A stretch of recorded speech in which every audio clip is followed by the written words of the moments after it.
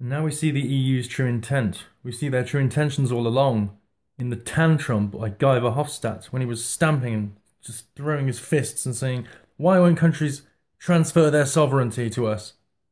They're supposed to do that. That's what we're supposed to do, is it? Transfer our sovereignty. We fought wars to keep our sovereignty. Just because the selfish left don't care about that, they don't value it, doesn't mean that we don't. Doesn't mean that the people of Britain don't. And they're not represented by people like Sadiq and the globalists. This is why people like Steve Bannon are resonating with people, because what he talks about is the global elite versus the populists, the people that are awake. And the people that are awake are the populists. They're not going to stand for any of the globalism or any of the fake institutions or global institutions and central banks and so on that we used to anymore. It's just like, it's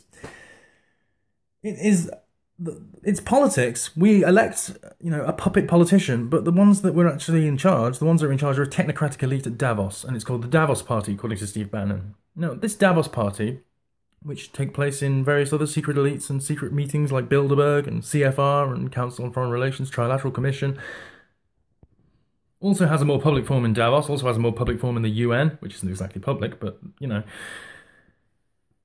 it has lots of manifestations, and it also includes the media, academia, Hollywood, Silicon Valley, big tech, the censorship, all the Soros groups, everything being bought by Soros right now, like PayPal and Netflix. And he's going to buy up more things. He's going to buy up more banking systems, Western Alliance, etc., and they're going to cut off more and more payments to people like Tommy Robinson or people like Anne-Marie Waters or Alex Jones or anyone that gets smeared as far-right. Anyone fighting globalism will be called far-right or a neo-Nazi. Anyone like Steve Bannon. That's why they've been called neo-Nazis by the mainstream media, and people watch this video, watch him at the Oxford Union and say, hang on, he's a libertarian. He's actually got a moderate position. He doesn't like ethno-nationalism. He's not far-right. But they were saying for ages he was neo-Nazi. How dare they?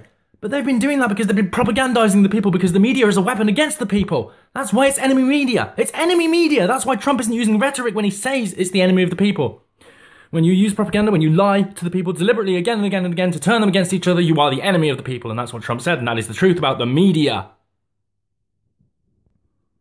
In America, Trump has woken people up to the truth about the media. And this Acosta situation, they didn't really care about Julian Assange, but they care more about Acosta. Because he was so hard done to, wasn't he? He was in jail for 6 years. Oh no, he wasn't. That was Julian Assange. And in this country, we have patriot Tommy Robinson, who's not only woke people up to the truth about the Pakistani rape gangs that are rampant in every suburb in our country, in every rural province, provincial town, etc.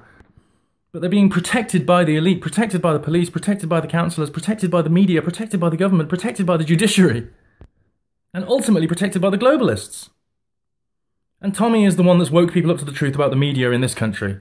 Just as Trump has done in America, Tommy is the one that's made people aware of how that Sky News interview was smearing him and was actually defaming him and lying about him and misrepresenting him and smearing him. And it was a hit piece. It was an attack piece. That's all they ever do. When the media hosts someone that they quote-unquote call far right, it's going to be a hit piece. That's why Gerard Batten's very good at handling the media. And people like Anne-Marie Waters might get too emotional because I don't know if they know what to expect. They haven't really been invited that much onto the media. I mean, it's very hard to know who to vote for now. I've criticised UKIP before, but I'll probably end up voting for them. And I see loads of people are abandoning the Conservatives in droves, and that means that Jeremy Corbyn's probably going to win if there was a general election. But either way, May must go. That's quite clear. She's treasonous. She should be arrested, investigated.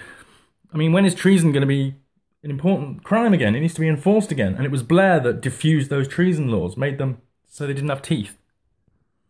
And Blair was treasonous. And Brown was treasonous, and all the governments were treasonous, and the royal family were treasonous when they signed Lisbon and Nice and so on, and signed away our sovereignty, and these are things that Jeremy Corbyn voted against. Jeremy Corbyn is more patriotic because he's voted against every measure of the EU, consistently with the old-style socialists like Dennis Skinner and Tony Benn.